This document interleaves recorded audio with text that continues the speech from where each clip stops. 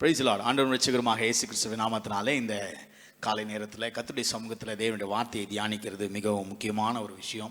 கடந்த நாட்களில் கர்த்தர் நம்முடைய வாழ்க்கையில் செய்திருக்கிற பாராட்டியிருக்கிற எல்லா தயவுக்காக தேவனுக்கு நன்றி உள்ளவர்களாக, தேவன் நம்முடைய வாழ்க்கையில் பாராட்டிருக்கிற எல்லா நன்மைகளுக்காக தேவன் நம்முடைய வாழ்க்கையில் ஒவ்வொரு நாளும் நம்மை ஜீவனோடு கூட பாதுகாக்கிறது ரொம்ப அற்புதமான ஒரு காரியம். இந்த நாளும் கூட வேதத்தை திருப்பிக் கொள்வோம். யாத்ராகமத்தின் புஸ்தகத்தில் நாம் திருப்பிக் கொள்வோம். யாத்ராகமத்தின் புஸ்தகம் 33ஆம் அதிகாரத்தில் 21ஆம் வசனத்திலிருந்து நாம் வாசிக்கிறோம். பின்னும் கர்த்தர், இதோ என் அண்டையிலே ஒரு இடம் உண்டு, நீ அங்கே கன்மலையிலே நில்லு. என் மகிமை கடந்து போகும்போது நான் உன்னை அந்த கன்மலையின் வெடிப்பிலே வைத்து நான் கடந்து போக மட்டும் என் கரத்தினால் உன்னை மூடுவேன். பின்பு என் கரத்தை எடுப்பேன், அப்பொழுது என் பின்பக்கத்தை காண்பாய், என் முகமுகமாய் காணப்படாது என்றார். ஹல்லேலூயா. இந்த சம்பவம் ஒரு முக்கியமான வேதத்தினுடைய முக்கியமான ஒரு சம்பவம் இது.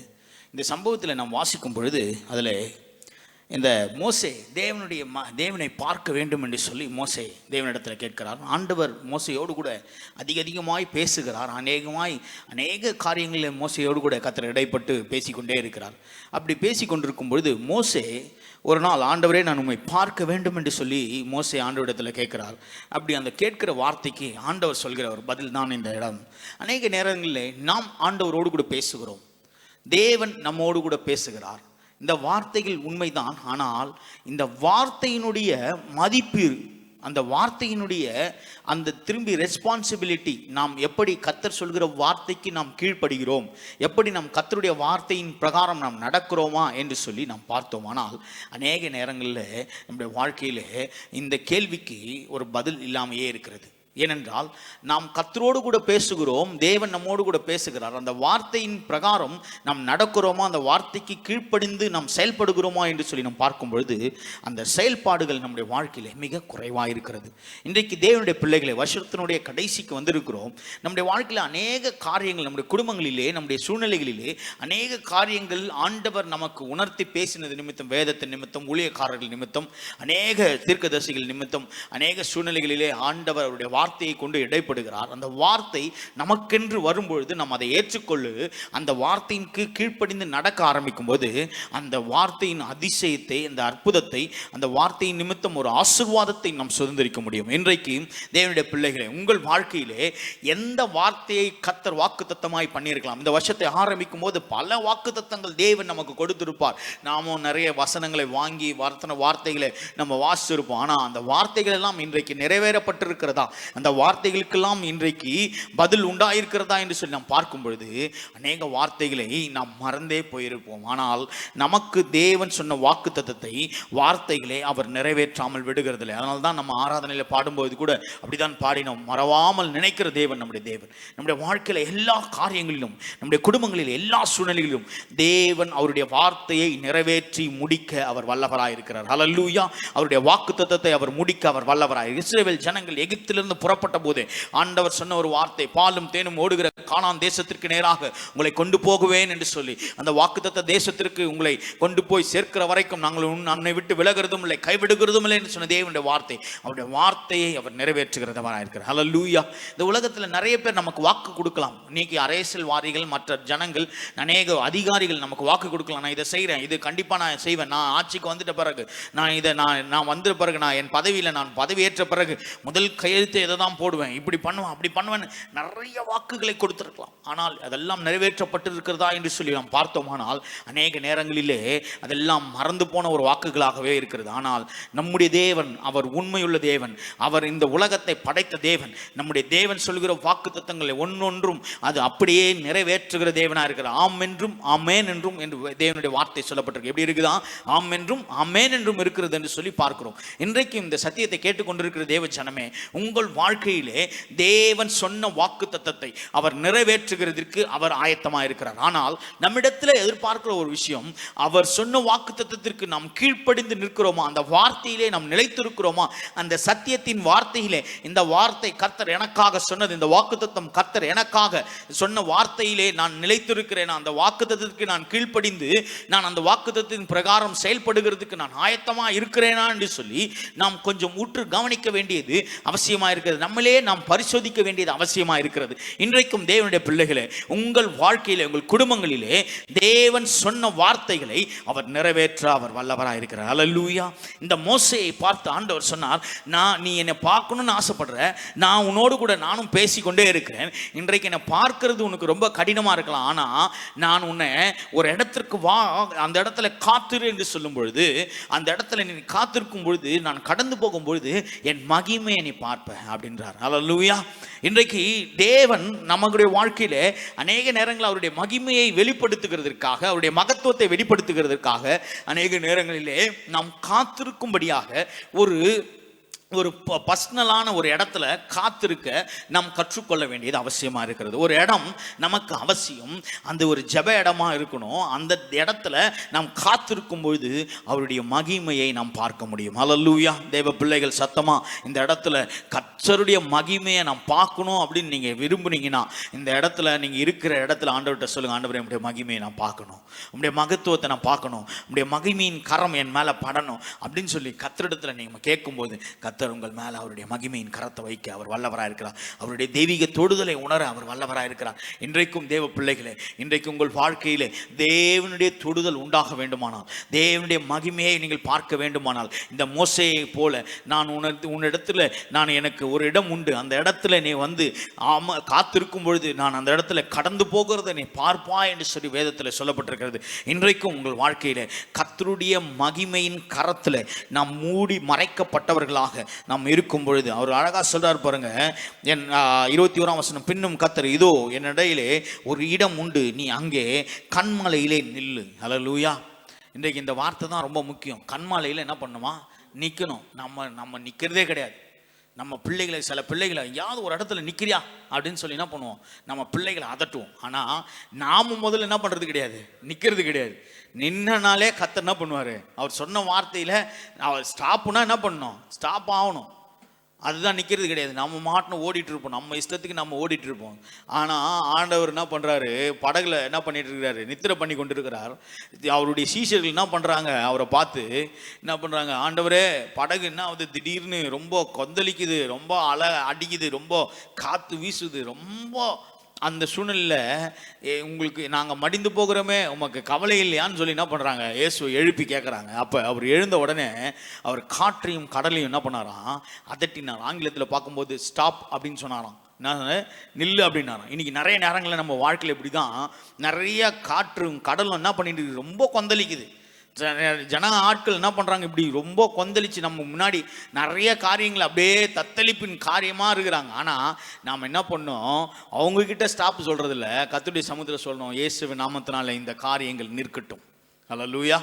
இன்றைக்கு சத்தியத்தை கேட்டுக்கொண்டு இருக்கிற உங்கள் வாழ்க்கையில் தேவன் சொல்கிற ஒரு வார்த்தை என்னன்னா, என்ன காரியங்கள் நிமித்தம் இன்றைக்கு நீங்கள் தத்தளித்து கொண்டிருக்கிறீங்களோ, எந்த சூழ்நிலைகள் நிமித்தம் இன்றைக்கு நீங்கள் கலங்கடிக்கப்பட்டு கொண்டிருக்கிறீர்களோ, இன்றைக்கு தேவனுடைய வார்த்தை உங்கள் வாழ்க்கையில், உங்கள் குடும்பங்களிலே இயேசுவின் நாமத்தினாலே இந்த தத்தளிப்புகள், இந்த எல்லா குழப்பங்களும் இன்றைக்கு நிறுத்தப்படட்டும். அல்லேலூயா. தேவ வல்லமை, தேவனுடைய வல்லமை வெளிப்படும்படியாக இன்றைக்கு தேவன் சொன்ன இடத்துல நாம நின்னோம்னா அவருடைய பிரசன்னம் நம்மை கடந்து போகிறதா இருக்கிறது. நம் மேல் அந்த பிரசன்னம் வந்து தங்குகிறதா இருக்கிறது. அந்த பிரசன்னத்தில் நாம் நிரப்பப்பட்டவர்களாய் மாறுவோம். அல்லேலூயா. இன்றைக்கும் தேவ பிள்ளைகளே, உங்கள் வாழ்க்கையிலே தேவன் கடந்து வந்து உங்கள் வாழ்க்கையிலே செய்ய வேண்டிய நன்மைகளை, செய்ய வேண்டிய சூழ்நிலைகளிலே சரியான நேரத்தில் அவர் செய்ய அவர் வல்லவராக இருக்கிறார். இன்றைக்கும் தேவ பிள்ளைகள் உங்கள் வாழ்க்கையில என்னென்ன காரியங்கள் இன்றைக்கு அலக்கழிக்கப்பட்டு இன்னைக்கு அலைந்து கொண்டிருக்கிற உங்கள் சூழ்நிலைகளை தேவன் இன்றைக்கு எல்லாவற்றையும் நிறுத்தி ஒரு அமைதியுள்ள ஒரு வாழ்க்கை, ஒரு சமாதானமான ஒரு வாழ்க்கை, சமாதானமான ரட்சிப்பை கர்த்தர் உங்களுக்கு கொடுத்து, ஒரு விடுதலையை கொடுத்து உங்களை நடத்த தேவன் வல்லவராக இருக்கிறார். ஆமென் சொல்லுங்களா பார்க்கலாம். நீங்க இருக்கிற இடத்துல ஆண்டவர்கிட்ட சொல்லுங்க, ஒரு சமாதானமான வாழ்க்கை, ஒரு ரட்சிப்பின் வாழ்க்கை, ஒரு மகிமையின் வாழ்க்கை தேவன் என் வாழ்க்கையிலே கடந்து போகிற ஒரு சூழ்நிலைகளிலே நான் நின்று இருக்கிற இடத்துல அவர் கடந்து வர அவர் வல்லவராக இருக்கிறார். அல்லேலூயா. நீங்க நின்னா போதும், நின்று காத்திருந்தா போதும், ஜெபித்தா போதும். கர்த்தருடைய சமூகத்தில் ஆண்டவரே நான் உமக்காக காத்திருக்கிறேன், நீர் சொன்ன இடத்துல நான் அமர்ந்து நான் காத்திருக்கிறேன்னு சொல்லி காத்திருக்கும் போது ஆண்டவர் அவருடைய அற்புதத்தின் கரத்தை உங்கள் மேல நீட்ட அவர் வல்லவராக இருக்கிறார். நீங்க நினைக்கலாம் இது எப்படி நடக்குங்க, இது எப்படி சாத்தியம் அப்படின்னு சொல்லி நினைக்கலாம். பல நேரங்களில் பல சூழ்நிலைகளிலே நம்முடைய சூழ்நிலைகளை காட்டிலும் தேவன் பெரியவர் என்பதை ஒவ்வொரு முறையும் வெளிப்படுத்தி கொண்டே இருக்கிறார். தேவன் அற்புதங்களை செய்கிறவர் என்பதை, அவருடைய ரட்சிப்பின் கரத்தை உங்களுக்காக நீட்டுகிறார் என்பதை, அவருடைய ரட்சிப்பின் கரத்தினால் உங்களை மூடி மறைத்துக் கொள்கிறார் என்பதை அவர் வெளிப்படுத்துகிற தேவன். அவர் மகிமையாய் உங்களை நடத்த அவர் வல்லவராய் இருக்கிறார். தேவ பிள்ளைகளே, இன்றைக்கு நீங்க சோர்ந்து போயிருக்கலாம். இன்னைக்கு பல காரியங்கள் நிமித்தம், பல சூழ்நிலைகள் நிமித்தம் இன்றைக்கு நீங்க திகைக்கப்பட்ட ஒரு சூழ்நிலைகளிலே, நடக்க முடியாத இடத்துல, பலனற்று போய் நிற்கிற இடத்துல தேவன் உங்களை மீண்டுமாய் கரம் பிடித்து நடத்த அவர் வல்லவராயிருக்கிறார். அவருடைய கரம் இன்றைக்கு உங்கள் வாழ்க்கையிலே அவருடைய மேகத்தினாலே, மகிமையின் மேகத்தினாலே உங்களை மூடி மறைத்து அவர் உங்களை பாதுகாக்க வல்லவராயிருக்கிறார். நீங்கள் சோர்ந்து போன இடத்துல மீண்டுமாய் கரம் பிடித்து தூக்க அவர் வல்லவராயிருக்கிறார். இந்த மாசத்துல நீங்க பல காரியங்கள் நிமித்தம், பல நிலைமைகள் நிமித்தம், பல சூழ்நிலைகள் நிமித்தம் தடையாய் நின்று கொண்டிருக்கிற காரியங்களை யோசித்து நீங்கள் திகைத்து போய் நின்றுட்டு இருக்கலாம். இன்னைக்கு கர்த்தர் உங்களை பார்த்து சொல்றாரு, என்னென்ன காரியங்களை நீங்கள் அலைய அடிக்கப்பட்ட சூழ்நிலைகள் நின்று கொண்டிருக்கிறீர்களோ அவருடைய கரத்தின் நிழலுக்குள்ளாய் நீங்கள் வரும்பொழுது, அவருடைய கரத்தின் நிழலுக்குள்ளாய் நீங்கள் வரும்பொழுது அவர் உங்களை வழிநடத்த அவர் வல்லவராய் இருக்கிறார். அவருடைய கரம் இதை செய்ய வல்லதா இருக்கிறது. அவருடைய மகத்துவம் இதை செய்ய வல்லதா இருக்கிறது. தேவ பிள்ளைகளே, உங்கள் மேல கர்த்தருடைய கரத்தை வைத்து அவர் ஆசீர்வதிக்க விரும்புகிறார். உங்கள் குடும்பத்தின் மேல அவருடைய கரத்தை வைத்து ஆசீர்வதிக்க விரும்புகிறார். இயேசுனுடைய கரம் அவருடைய பிள்ளைகள் மேல படும் பொழுது, உங்கள் குடும்பத்தின் மேல படும் பொழுது அவருடைய பிள்ளைகளை கர்த்தர் இன்றைக்கு மகிமையாய் நடத்த அவர் வல்லவராய் இருக்கிறார். எந்த சூழ்நிலைகளும் உங்கள் வாழ்க்கையிலே இன்றைக்கு எந்த சூழ்நிலையும் தடையாய் நிற்கிற காரியம்லாம் இன்னைக்கு மடங்கடிக்கப்பட்டு தேவனுடைய மகிமை வெளிப்படுகிற ஒரு காரியமாக கர்த்தர் உங்கள் குடும்பத்தை மாற்ற அவர் வல்லவராய் இருக்கிறார். ஹல்லேலூயா. நீங்க நினைக்கலாம் இதெல்லாம் இந்த வருஷத்தினுடைய காரியங்களிலே, இந்த வாக்கு தத்தங்கள் எல்லாம் என் வாழ்க்கையில் எப்போதான் முடியும், எப்போதான் நிறைவேறும் தெரியலையே. பல நேரங்களில் இப்படி காரியங்கள் எல்லாம் கேட்கும்பொழுது நல்லா இருக்கு, ஆனால் இந்த காரியங்கள் வந்து பலிக்கவே மாட்டுது, இந்த காரியங்கள் நடக்கவே மாட்டுது அப்படின்னு நீங்கள் நினைக்கலாம். தேவன் இன்றைக்கு உங்களை பார்த்து சொல்றார், நீங்கள் அநேக காரியங்களில் நீங்கள் பயந்து போயிருக்கீங்க, ஆனால் இன்றைக்கு கர்த்தர் இந்த வார்த்தையெல்லாம் நிறைவேற்ற அவர் வல்லவராக இருக்கிறார். அவருடைய வார்த்தையின் பிரகாரம் உங்களை நடத்த அவர் வல்லவராக இருக்கிறார். அவருடைய மகிமையின் பிரகாரம் உங்களை நடத்த வல்லவராக இருக்கிறார். இன்றைக்கு மோசேக்கு சொன்னார், நான் நிற்க வேண்டிய இடத்துல, நான் சொன்ன ஒரு இடத்துல நீ நில்லு, நீ காத்துரு, நான் உன்னை என்ன பண்ணுவேன். மோசேக்கு அவ்வளோ நாளாக ஆண்டவரை முச்செடியில் பார்த்ததுலேருந்து மோசே அப்படியே என்ன பண்ணுறாரு, ஆண்டவருடைய தரிசனத்தை என்ன பண்ணுறாரு, முச்செடியில் பார்க்குறாரு, அவரோடு கூட பேசுகிறார், முச்செடியிலேருந்து என்ன பண்ணுறாரு, எல்லாம் பேசினார், எல்லாம் நல்லா இருந்தது. ஆனால் மோசேக்கு அவ்வளோ நாளாக இல்லாத ஒரு வாஞ்சை இப்போ ஒரு வாஞ்சை வந்துச்சு, என்னன்னா ஆண்டவரை நாம பார்க்கணும். ஹல்லேலூயா, ஹல்லேலூயா. என்ன பண்ணுறாரு, நானுமே என்ன பண்ணணும், பார்க்கணும் அப்படின்றாரு. அந்த பார்க்கணுன்ற வாஞ்சி ஆண்டவர் சொல்கிறார், எப்பா நீ பார்க்குறது ரொம்ப கஷ்டம், ஆனால் நான் அந்த என்ன பண்ணுறேன், நான் எனக்கு ஒரு இடம் உண்டு, அந்த இடத்துல நீ வந்து என்ன பண்ணு, காத்துரு.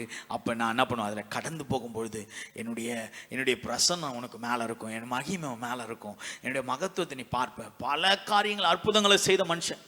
இவருடைய பெரிய ஆசையே என்னவா இருந்தது, பல அற்புதங்கள், கையை நீட்டினாரு, கோலை நீட்டினாரு, செங்கடல் பிளந்தது, இப்படியே 10 வாதைகள் எகிப்தில் வந்து நிறைஞ்சது, பல காரியங்கள் மோசே நிமித்தம் நடக்கப்பட்டது. ஆனால் மோசேக்கு ஒரே ஒரு வாஞ்சை தான், என்ன தெரியுமா, ஆண்டவரே நாம் பார்க்கணும். ஹல்லேலூயா. நாம் கர்த்தரிடத்துல கேட்கணும், இயேசுவே நான் உம்மை பார்க்கணும், உம்முடைய சத்தத்தை கேட்கணும் அப்படின்னு சொல்லி நம்ம வாஞ்சையோடு கூட அவரிடத்துல நம்ம கேட்டோம்னா அவர் அற்புதங்களை செய்ய வல்லவராக. சகை என்கிற ஒரு மனுஷன் ஆண்டவரை பார்க்கணும், அவருடைய சரீரம் அவர் எப்படி இருக்கிறாருன்னு நான் பார்த்தா போதும் அப்படின்னு சொல்லிட்டு ஒரு காட்டத்தி மரத்தின் மேலே ஏறி அவன் அப்படியே உத்து பார்த்துட்டு இருக்கிறான். ஏசு அந்த பக்கம் வராருன்னு தெரிஞ்ச உடனே பார்க்கணும்னு அவனுக்குள்ள ஒரு வாஞ்சை. அப்படியே மரத்து மேலே இருந்த ஆண்டவர் நேராக வந்தார். ஏசு அவனை நோக்கி பார்த்து சொன்னார், சகைவை கீழே இறங்கி வேணாம், இன்னைக்கு நான் உன் வீட்டுக்கு தங்கணும் அப்படின்னார். நம்ம நினைக்கிறத காட்டிலும் ஆண்டவர் நம்மை அதிகமாக நேசிக்கிறவராக இருக்கிறார், அற்புதமாய் நடத்துகிறவராக இருக்கிறார். பார்த்தீங்கன்னா சகைவுக்கு ஒன்றும் தலைக்கால் புரியல, அவர் நினைச்சது அவரை பார்த்தா போதுன்னு.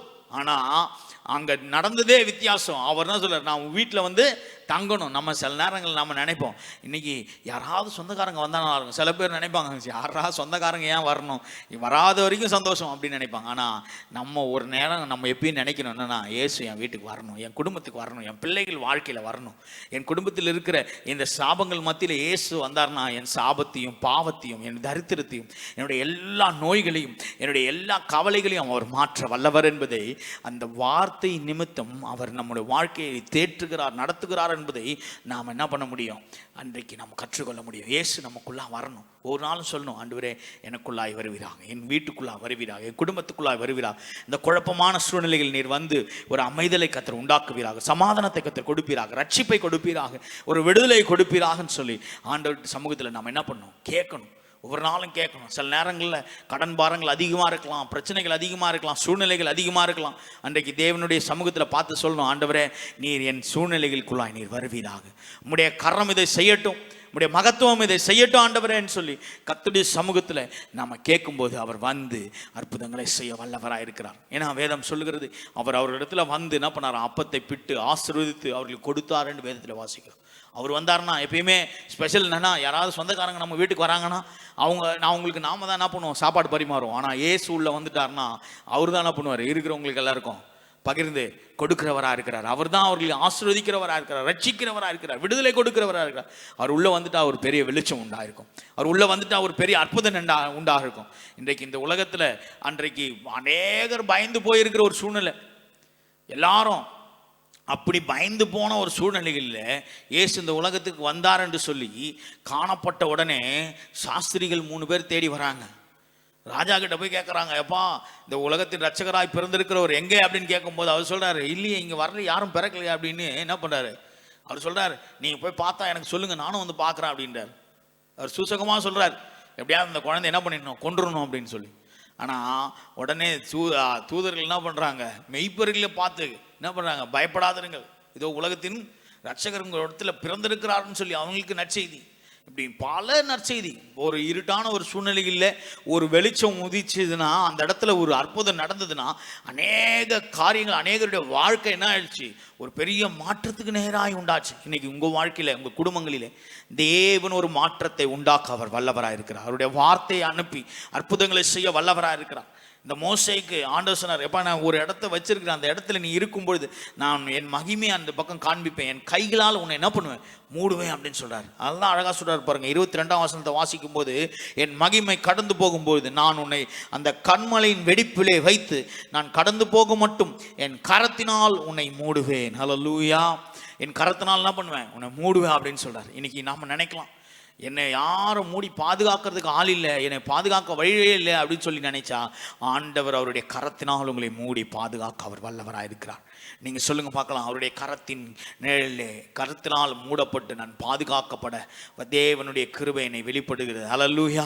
அவருடைய கரத்தினால் நாம் பாதுகாத்து தேவன் நம்மை நடத்த அவர் வல்லவராக இருக்கிறார். நம்முடைய தேவன் அவருடைய கரத்தை நீட்டி நம்மை ஆசீர்வதிக்க வல்லவராக இருக்கிறார். இன்றைக்கும் தேவனுடைய பிள்ளைகளே, நம்மை அவருடைய கரத்தின் கிரியைகளாய் வைத்து அவர் வழிநடத்த அவர் வல்லவராக இருக்கிறார். ஹல்லேலூயா. மோசையோடு கூட கர்த்தர் என்ன பண்றாராம், எப்படி பேசினாரு, 11ஆம் வசனத்தில் வாசிக்கும் போது, ஒருவன் தன் சிநேகிதனோடு கூட பேசுவது போல கர்த்தர் மோசையோடு முகமுகமாய் பேசினார். அந்த முகமுகமாய் மோசையை கூட என்ன பண்றார், பேசுறாரு. ஆனா அப்பயும் மோசை சொல்றாரு, ஆண்டவரே நான் உம்மை பார்க்கணும். ஹல்லேலூயா. சில பேர்லாம் சில நேரங்களில் சொல்லுவாங்க, குடும்பங்களில் இருக்கும்போது சொல்லுவாங்க, சில ஆட்கள் சொல்கிற ஒரு வார்த்தை, உன் முகத்தை மட்டும் என்ன பண்ணக்கூடாது. சில பேர் கணவன் சொல்லுவார், கல்யாணம் பண்ண புதுசில் ரொம்ப சந்தோஷமாக ஆசீர்வாதமாக ரொம்ப மகிழ்ச்சியாக இருக்கிற ஆட்கள் சொல்லுவாங்க, உன் முகத்தை மட்டும் பார்க்கவே கூடாது அப்படின்வாங்க. சில நேரங்களில் சில சகோதரிகளை பார்த்து சொல்லுவாங்க, இனிமேட்டு உன் முகத்தை நான் என்ன பண்ணக்கூடாது, எந்த சூழ்நிலையும் இனிமேட்டு என் முகத்தை நீ பார்க்காத, நான் உன் முகத்தை நான் பார்க்க மாட்டேன். ஆனால் இந்த மோசேக்கு ஒரு பெரிய கிருபை என்னன்னா, அவர் முகமுகமாக தரிசினே இருக்கிறார். ஆனால் அப்பயும் என்ன சொல்றாரு, அப்பயும் அவர் பார்க்கும்போது சொல்றாரு, ஆண்டவர் நான் அவங்க பார்க்கணும். ஹல்லேலூயா. அப்ப நமக்குள்ள என்ன வாஞ்சை இருக்கணும்னா, ஆண்டவரே நான் உம்மை பார்க்கணும், உம்முடைய கிருபையை நான் என்ன பண்ணணும், பெற்றுக்கொள்ளணும், உம்முடைய கிருபையை, உம்முடைய இரக்கத்தை பெற்றுக்கொள்ளணும், உம்முடைய தயவை பெற்றுக்கொள்ளணும். ஆண்டவர் நான் பார்க்கணும், நான் உம்முடைய பார்க்கறது மாத்திரம், உம்முடைய பிரசன்னத்தை அனுபவிக்கணும், உம்முடைய ரட்சிப்பை அனுபவிக்கணும், உம்முடைய மகிமையை அனுபவிக்கணும், உம்முடைய கிருபையை நான் பார்க்கணும், உம்முடைய இரக்கத்தை நான் பார்க்கணும் அப்படின்னு சொல்லி ஆண்டவர்கிட்ட தொடர்ந்து நம்ம கேட்கும் பொழுது அவர் சொல்லுவார், அப்பா உன் மகிமையை நான், என் மகிமை கடந்து போகும்பொழுது நான் அதில் உன்னை என்ன பண்ணுவேன், என் கரத்தினால் உன்னை மூடுவேன் அப்படின்னு சொல்றார். அவர் பார்க்கணும் தான் கேட்டார். ஆனால் இவர் சொல்றாரு, என் கரத்தினால நான் என்ன பண்ணுறேன், உன்னை மூடுறேன், உன்னை பாதுகாக்கிறேன், உன்னை வழி நடத்துகிறேன், உனக்கு தேவையான சகலத்தையும் செய்கிறேன் அப்படின்னு சொல்லி மோசேயின் மேலே ஆண்டவருடைய பாதுகாப்பு எப்படி இருந்ததோ அதே போல் உங்கள் குடும்பங்களின் மேலே, உங்களுடைய பிள்ளைகளின் மேலே, உங்கள் கணவன், உங்கள் மனைவி, பிள்ளைகள் மேலே ஆண்டவருடைய பாதுகாப்பு, அவருடைய கரம் உங்கள் மேல் படும்படியாக. சிறு பிள்ளைகளின் இடத்தில் வருகிறதுக்கு இடம் கொடுங்கள். அவர்களை தடை பண்ணாதீர்கள்னு சொல்லி வேதத்தில் சொல்லுகிறது. இயேசு கிறிஸ்து சொல்றார், அவங்க என்கிட்ட வர்றதுக்கு என்ன பண்ணுங்க, இடம் கொடுங்க, அவங்களை தடை பண்ணாதீங்க. அவங்களை ஆசீர்வதித்தார் என்று வேதத்தில் வாசிக்கிறோம். அவர் மேலே கைகளை வைத்து என்ன பண்ணாரா, ஆசீர்வதித்தார் என்று வேதத்தில் வாசிக்கிறோம். இன்றைக்கும் தேவனுடைய கை உங்கள் மேல் படும் பொழுது தேவனுடைய ஆசீர்வாதம் உங்கள் மேல் வரும். உங்களுடைய தேவனுடைய தயவு உங்கள் மேல் வரும். தேவனுடைய இரக்கம் உங்கள் மேல் வரும். நீங்கள் நினைக்கலாம், எப்போ இந்த ஆசீர்வாதத்தை நான் அனுபவிக்க போகிறேன்னு தெரியல, எப்போ இந்த நன்மையை நான் பார்க்க போகிறேன்னு தெரியல, எப்படி இந்த வீட்டில் இந்த உபத்திரவத்தின் நிமித்தம் நான் எப்படி இந்த உபத்திரவத்திலேருந்து நான் வெளிப்பட போகிறேன்னு தெரியல அப்படின்னு சொல்லி பல காரியங்களை யோசித்து நீங்கள் சோர்ந்து போயிருக்கலாம். இன்னைக்கு கர்த்தர் உங்களை பார்த்து சொல்றாரு, எந்த சோர்வின் நிமித்தம் நீங்கள் எந்த காரியங்கள் நிமித்தம் சோர்வடைந்து போய் நிற்கிறீங்களோ அந்த சோர்வுகளை கர்த்தர் மாற்றி ஒரு வெளிச்சத்தை உண்டாக்கி அவருடைய கரத்தை உங்கள் மேல் வைத்து அவர் மறைத்து பாதுகாக்க அவர் வல்லவர் என்பதை, அவருடைய மகிமையின் கரம் உங்கள் மேல் நீட்டப்பட்டது என்பதை, அவருடைய மகிமையின் கரத்தினால் உங்களை மூடி மறைத்து இருக்கிறார் என்பதை அநேகர் பார்த்து அறிந்து கொள்வார்கள், அநேகர் பார்த்து தெரிந்து கொள்வார்கள். நிறைய நேரங்களில் நமக்கே தெரியாது தேவனுடைய பாதுகாப்பு நம்ம மேலே இருக்கிறது என்பதை நாமளே சில நேரங்களில் உணர மாட்டோம். ஆனால் பார்க்குற ஜனங்கள் சொல்லுவாங்க, இன்னைக்கு உங்களை பார்க்கும்போது ரொம்ப அற்புதமாக இருந்ததுங்க, உங்கள் மேலே ஒரு பெரிய ப்ரொடக்ஷன் இருந்தது நான் பார்த்தாங்க அப்படின்னு சொல்லி பல பேர் சொல்லுவாங்க. அப்படிப்பட்ட சூழ்நிலையை கர்த்தர் உங்கள் வாழ்க்கையில் உங்கள் குடும்பங்களிலே கர்த்தர் உண்டாக்க அவர் வல்லவராக இருக்கிறார். நீங்கள் எதை குறித்தும் பயப்படாதீங்க. எந்த காரியங்கள் உங்கள் வாழ்க்கையில் இன்றைக்கு உங்களை திகைப்புக்குள்ளாய் நடத்துதோ, எந்த காரியங்கள் உங்கள் வாழ்க்கையில் எந்த சூழ்நிலைகள் உங்களை இன்றைக்கு ஒருவேளை உங்களை அலக்கழித்து உங்களை பல நேரங்களில் இந்த காற்றும் கடலும் அடிக்கிற மாதிரி பல நேரங்கள் உங்களை அப்படியே என்ன பண்ணிடலாம், திகைக்க வைக்கலாம். ஆனால் தேவன் எழுந்து ஒரு வார்த்தை சொன்னா போதும், இயேசு எழுந்து ஒரு வார்த்தை சொன்னா போதும். எப்படி அவர் சொன்னாரோ, காற்றையும் கடலையும் பார்த்து என்ன பண்ணாரு, அமைதலாயிருன்னு சொன்னது போல இன்றைக்கு உங்கள் வாழ்க்கையில தேவன் என்னென்ன காரியங்கள் இன்றைக்கு ரொம்ப அமைதலற்ற போய் இருக்குது அதெல்லாம் பார்த்து அமைதலாயிருன்னு சொன்னேன். கர்த்தர் சொல்ற வார்த்தையின் பிரகாரம் நாமும் சொல்வோம், கர்த்தர் அற்புதமாய் நம்மை நடத்த அவர் வல்லவராக இருக்கிறார். தெய்வ பிள்ளைகளை ஆண்டவர்கிட்ட கேளுங்க, ஆண்டவரே உம்முடைய கரத்தை என் மேலே வைங்கப்பா, உம்முடைய மகிமை என் மேலே வைங்கப்பா, உம்முடைய மகத்துவத்தை என் மேலே வைங்கப்பா, உம்முடைய ஆசீர்வாதத்தை என் மேலே வைங்கப்பா, உம்முடைய கரம் என் மேலே படட்டும்பா அப்படின்னு சொல்லி ஆண்டவர்கிட்ட கேட்கும்போது ஆண்டவர் அப்படி செய்ய அவர் வல்லவராக இருக்கிறார். தேவ பிள்ளைகளே, கண்களை மூடி ஜெபிக்கலாமா? அன்பின் தேவனே, உம்மை ஸ்தோத்திரிக்கிறோம். இந்த நாளிலும் கூட உம்முடைய சமூகத்தில் உம்முடைய கிருபைக்காக உம்முடைய இரக்கத்திற்காக உமக்கு கொடான கொடி நன்றி செலுத்துகிறோம் அப்பா. நீர் எங்கள் மேல் பாராட்டின எல்லா தயவுக்காக, கிருபைக்காக, இரக்கத்திற்காக கொடான கொடி நன்றி செலுத்துகிறோம். ஆண்டவரே, நீர் எங்கள் மேல் உம்முடைய கரத்தை நீர் வைத்து எங்களை ஆசீர்வதித்து ரட்சித்து விடுதலையாக்கி உம்முடைய மகிமையை எங்கள் மேல் வெளிப்படுத்தினதற்காக உமக்கு கொடான கொடி நன்றி செலுத்துகிறோம். மோசேக்கு உம்முடைய மகிமையை நீர் காண்பித்தீர். அப்படியாய் இன்றைக்கு உம்முடைய சத்தியத்தை கேட்டுக்கொண்டிருக்கிற உம்முடைய வார்த்தையை கேட்டுக்கொண்டிருக்கிற வார்த்தையினால் இந்த பிள்ளைகள் கட்டப்படட்டும். நம்முடைய மகிமையின் கரத்தை நம்முடைய பிள்ளைகள் மேல வைப்பீராக ஆண்டவரே. காணப்படுகிற எல்லா குழப்பங்கள் மாறட்டும், எல்லா திகைப்புகள் மாறட்டும், எல்லா அலசடி போடுகிற எல்லா சத்ருவின் கிரியைகளும் இயேசுவின் நாமத்தில் அகற்றப்படட்டும்.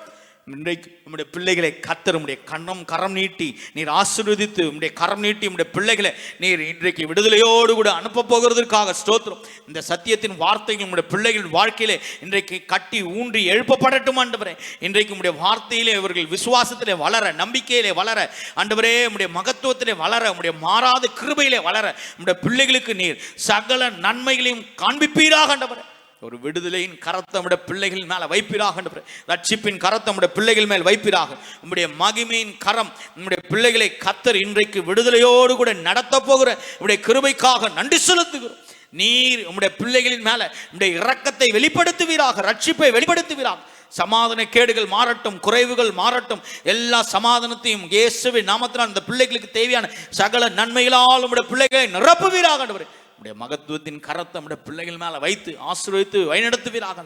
எங்கள் சேனலுக்காக, எங்கள் டிவியினுடைய ஃபவுண்டருக்காக வருகிறோம். ஒவ்வொரு கர்த்தர் ஆசீர்வதிங்க, பலப்படுத்துங்க. நம்முடைய கரம் உடைய பிள்ளைகளை நடத்தட்டும் ஆண்டவரே. உடைய மகத்துவத்தின் கரத்தை நீட்டி ஆசீர்வதித்து பலப்படுத்துவீராக ஆண்டவரே. நீரே மாறாத கிருபையை வெளிப்படுத்துவீராக. சகல நன்மையினால் நிரப்புங்க. எங்கள் டீமை கர்த்தர் ஆசீர்வதிங்க. ஒவ்வொருவருக்கும் தேவையான பலன ஆராதனை நடத்தின, தொடர்ந்து பாடல் பாடின நம்முடைய பிள்ளைகளை கர்த்தர் ஆசீர்வதிங்க. கர்த்தருடைய கிருபை வெளிப்படட்டும் ஆண்டவர். சகலத்தின் நன்மையாய் கர்த்தர் மாற்றி கொடுங்க. நம்முடைய மகிமையின் கரம் ஆளுகை செய்யட்டும். குறைவுகள் எல்லாம் இயேசுவின் நாமத்தினால் நிறைவாய் கர்த்தர் மாற்றி கொடுத்து நிறைவான கர்த்தருடைய மகிமை வெளிப்படட்டும். இயேசுவின் மூலம் பிதாவே, ஆமேன், ஆமேன், ஆமேன். தேங்க்யூ. God bless you. ஒவ்வொரு வாரமும் 11 மணியிலிருந்து 12:30 மணி வரைக்கும் கர்த்தர் இந்த நாளிலே 11:30 மணி வரைக்கும் 12:30 மணி வரைக்கும் தேவனுடைய சமூகத்திலே நாம் கடந்து வந்து கர்த்தருடைய நாமத்தை மகிமைப்படுத்தும்படியாய் கர்த்தர் இந்த நேரத்தை கிருபையாய் கொடுத்திருக்கிறார். நீங்களும் கலந்து கொள்ளுங்கள். கர்த்தர் உங்களை ஆசீர்வதிப்பார். வருகிற கிறிஸ்மஸ் நாட்களும் புதிய வருடமும் உங்களுக்கு ஆசீர்வாதமாக இருக்கும்படியாக எங்களுடைய டீம் சார்பாக happy Christmas, happy new year என்று சொல்லி வாழ்த்தி உங்களை ஆசீர்வதிக்கிறோம். தேங்க்யூ. God bless you.